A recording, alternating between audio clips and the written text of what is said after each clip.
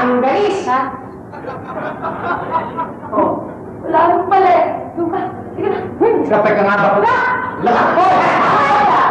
Ay, hindi. Alam mo, ang galing mo pala sumayaw eh. Hindi mo na itatanong eh, kung ako eh, nagbubuka ko ng mga talent para sa ibang bansa. Baka gusto mong sumayaw sa ibang bansa. Gano'n. Eh, kaso hindi nga ako nangangailangan ng magbubuking sa akin eh. Ang kailangan ko ay isang taong makakaunawa sa akin.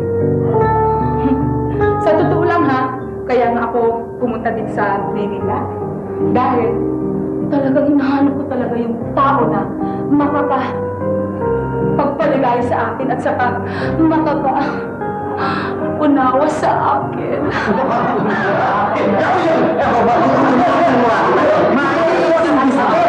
Nakapili ka naman? Sino sa tatlong yan? Sige na. Manlog nila. Bakit magkatay ko ano ba desisyon mo? Ipagpatawad niyo. Pero pagbalik ko pa lang din sa Pilipinas, alam ko na talaga kung sino talaga ang makakapagpatibok ng aking puso. Wala ka rin? Wala! Wala! Or siya? Sino? Siya! Siya! Ang ibig mo sabihin ng isa. Oo! Ikaw ang pangboy. Diba? Magic! Pero, alam mo, magmula kasi noon, talagang meron na talagang pagtingin kay Diana. Kaya eto, andito ako ngayon.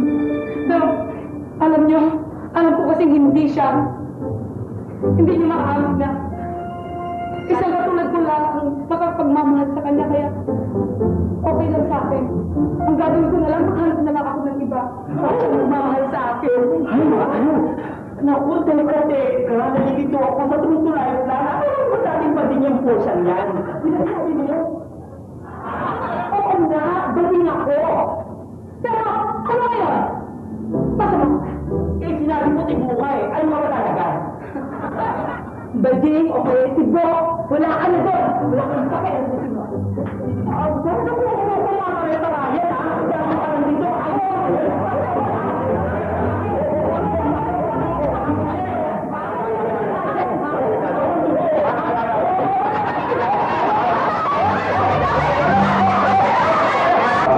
Original spare parts. Halata ko. Halata ko din. Chikas na chikas. Chikas na chikas ba siya? Diana, magpapaalam na sana ako. Bakit? Sana mapatawad niyo ako sa mga kaguluhang ginawa ko. Lalo-lalo na po sa inyo, Direk. No problem po, sir. No problem. Kaya lang, bago sana ko aalis.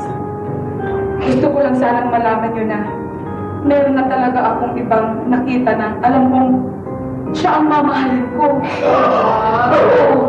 Hindi naman siguro ako yun, ano? Ay, lalo siguro ako. Hindi. Wala na sa inyo. Ay, salamat. Basta yung pinagtatandaan mo, kahit anong mangyari, nalilito pa rin ako para sa'yo. At teka nga pala, sino ba yung napipisil mo? Siya.